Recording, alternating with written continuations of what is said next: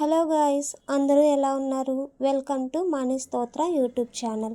నేను వీడియో పెట్టి చాలా రోజులే అవుతుంది. ఈరోజు మనం సింపుల్గా టేస్టీగా ఎగ్ పాస్తా ఎలా తయారు చేసుకుంటారో చూసేద్దాం. నేనైతే చాలా సింపుల్గా ఎటువంటి ఎక్కువగా ఇంగ్రీడియంట్స్ వాడకుండా నా దగ్గర ఉన్న టమాటో ఆనియన్ వేసి సింపుల్గా ఎగ్ పాస్తా అనేది తయారు చేసుకుంటున్నాను.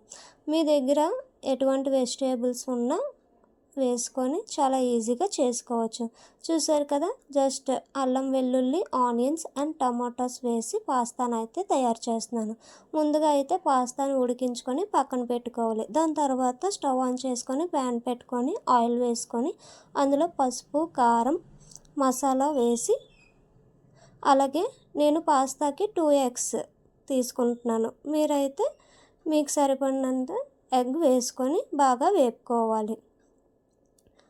ఇలా వేయించుకున్న ఎగ్ని వేరే ప్లేట్లోకి అయితే తీసుకోవాలి.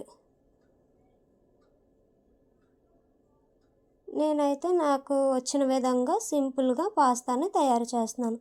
తర్వాత అదే ప్యాన్లో ఆయిల్ వేసుకొని అల్లం వెల్లుల్లి వేసి వేయించుకోవాలి. తర్వాత ఆనియన్స్ అండ్ పచ్చిమిర్చి కూడా వేసి టమాటోస్ కూడా వేసి బాగా వేయించుకోవాలి.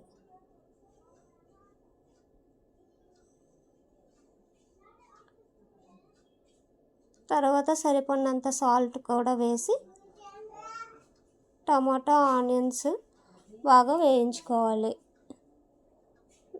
వేపిన ఎగ్ను కూడా వేసి తర్వాత పసుపు కారం ధనియాల పొడి జీలకర్ర పొడి మసాలాలన్నీ వేసి బాగా కలుపుకోవాలి.